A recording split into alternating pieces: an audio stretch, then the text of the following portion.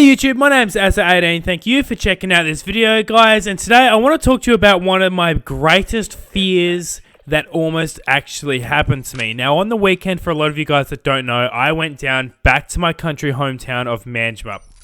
It's approximately 2.5 hours south of where I currently live in the city in MANDURAH, and I went down there to catch up with some old friends and family. Now, obviously, if anyone that doesn't know, I do drive a Mitsubishi Evo 7, and it is quite modified legally. And if you haven't heard, we here in Western Australia have a thing called a yellow sticker. Now, what a yellow sticker is that is when the police force deems that your vehicle is no longer roadworthy. Now, this could be because your car could be too dangerous, like your suspension could be all broken, your brakes could be broken, your exhaust is falling apart, or you have modified your car too heavily to comply with Western Australia's laws. And unfortunately, my Evo is very yellow stickerable. Incorrect turbo, incorrect manifold, it's too low, it's got the incorrect suspension, it's got stretch on its tires, it's way too loud. There's just a list there where there's just too many things wrong with my Evo, and this is why it can be yellow stickered. When your car actually gets yellow stickered, that means you now need to take your car over what is called the pits, and it must pass the pits and comply with all laws in Western Australia. Now, that would mean I'd have to take out my suspension, my exhaust, my turbo, and pretty much I'd have to take my car right back to how it was when it was factory. And for me, that would absolutely suck because I'd have to change almost the entire car. But what I really want to talk to you about is the story of how it all happened. Why did the police officer pull me over? Why did he actually want to yellow sticker me? And why he was in such a bad mood?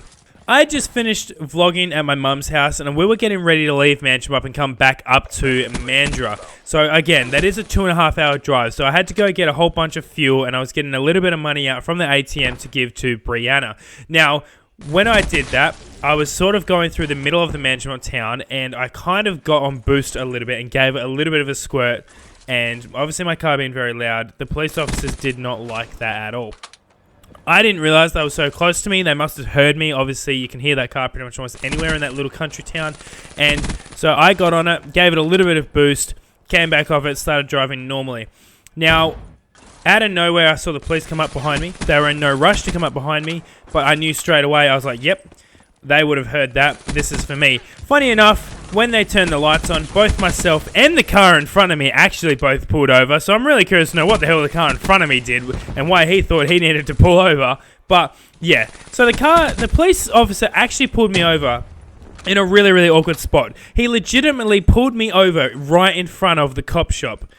Right in front of the police station is where I was pulled over, which is right next to one of the busiest service stations in MANDURAH. There were like 3 people there, and they had no idea what was going on because the town is that little. Anyway, I'm pulled over, my car is still running, I'm just sitting in my seat because I know what I had just done, and then he simply walks up to me. And immediately, before I can even talk to this guy does not like me. Now, for anyone that doesn't know or has not seen my video story time, I have got an incredibly poor driving record. But to be fair, in the last 5 years, I actually have a really, really good driving record. I haven't lost any points on my license, and I've only been hit with the most minor of fines you can possibly get in Western Australia. So to be perfectly honest with you, my driving record in the last 5 years is almost immaculate. Now, this officer came up to me, and he was pretty much saying, you know, what was that all about, you know? Can you even drive this car without having to put your foot down every single time? And I sort of had to correct him. I said, now, to be fair, officer, I don't do this every single time, so for you to use that language is probably a little bit incorrect. I would do it occasionally. And so straight away, he did not like me because I was a little bit of a smartass. Now, I didn't mean to come off across as a smartass, but just the fact that he was using the wrong type of language just annoyed me a little bit. So he asked me for his my driver's license. He took my driver's license, and obviously he went back to his vehicle. Now, on that, he would have been looking at my driving history. Now, with my driving history being quite poor, he probably was a little bit filthy about it. So when he came back up, the first thing he asked me to do was pop the bonnet. And I said, yeah, sure, I don't have a problem with that, but I will lift up the bonnet because, you know, you probably just don't know how to. I'll lift up the bonnet. That's mine. That's fine.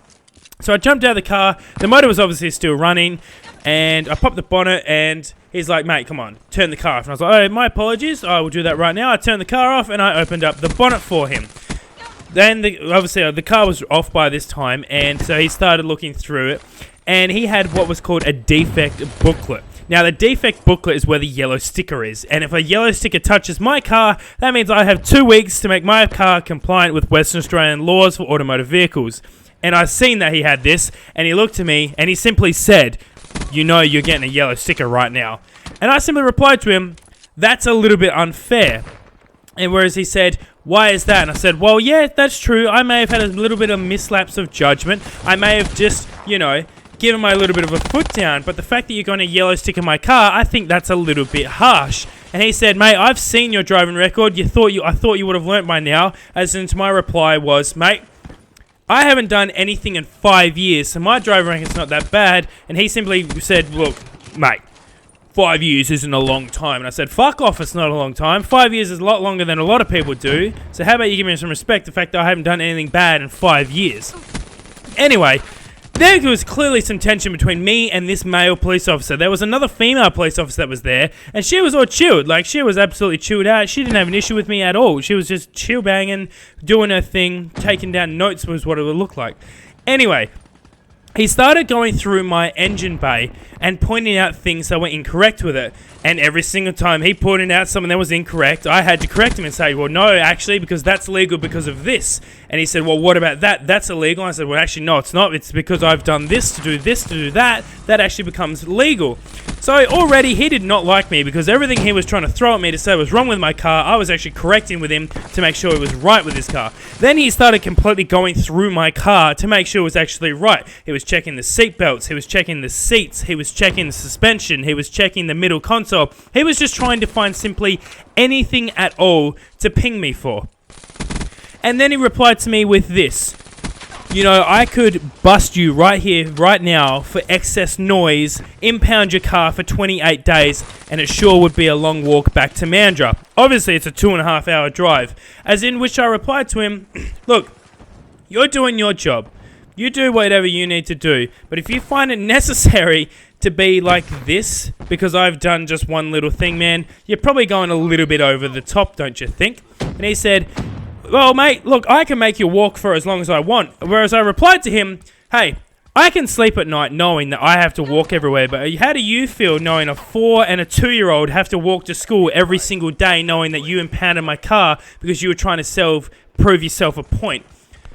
And he looked at me, and I think I got to him, because he finally put his big booties down and he realized that, well, maybe this was a family car. And I said that to him. I said, "Look, I can generally live with that. Can you live with knowing that those kids have to walk to school?" As he replied to me, he said, "Well, if this is your family car, why are there no children's seat in it?" And I said, "Well, that's because they're in the other car." And he goes, "Oh, so you've got another car?" And I said, "No, they're in my mother-in-law's car, because we're literally putting fuel in my car right now, and we are actually about to head back to Mandurah, because that is where I live." He looked at me. I looked at him like he was a fucking retard. He put away his yellow booklet, and he said, "You better leave right now, and you better stay 10 kilometers under the speed limit for your entire trip home. You have a great day."